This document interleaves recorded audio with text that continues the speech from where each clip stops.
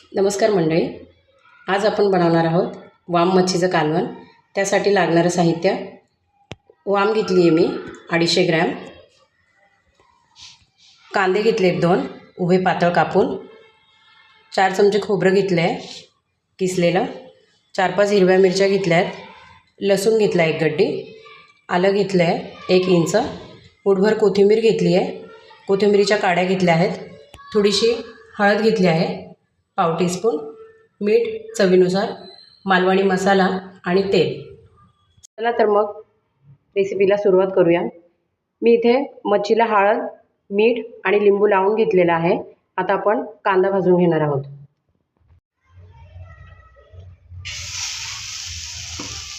कांदा भाजून घेणार आहोत आपण आता।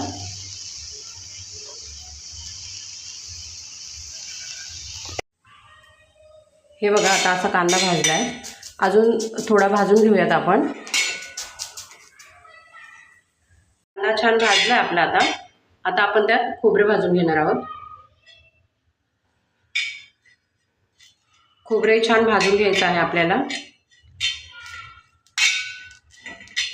मग त्यावर मिरची लसूण पण आपण यावर भाजून घेऊयात आता।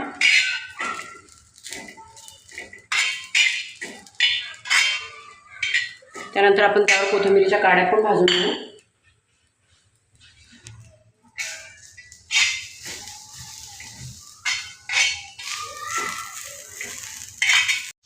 मसाला भाजून झाला आहे आपला। आता आपण हा मिक्सरवरती ग्राइंड करून घेऊया। मसाला वाटून झालेला आहे आपला। आता आपण कढईत तेल टाकून मसाला परतून घेऊयात।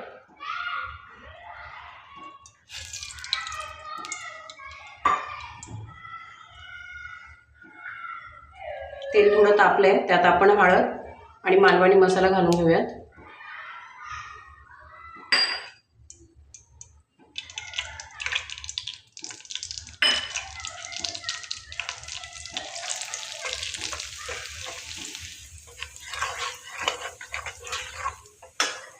आता यात आपण मसाला घालून घेणार आहोत।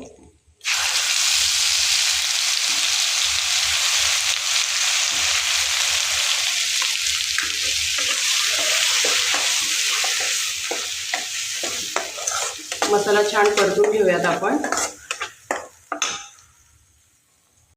मसाला छान आता शिजत आलाय। 10 मिनिटे मी याला चांगलं परतून घेतलंय। आता मी त्यात मच्छी घालणार आहे।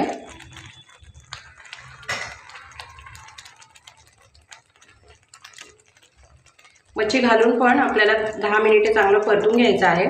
मच्छी व्यवस्थित मसाल्यात परतली गेली पाहिजे।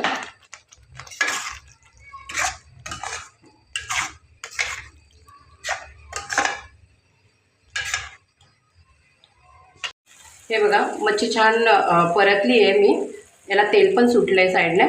आता याच्यात उकळीचं पाणी घालून घेणार आहे मी। थंड पाणी घालायचं नाही आहे। आणि आता चवीनुसार मीठ घालणार आहे।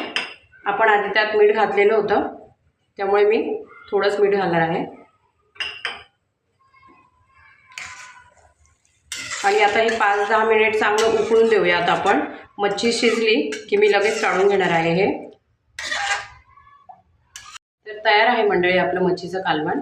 आपण सर्व करून घेऊयात आता। तयार आहे मंडळी आपलं वामचं कालवण।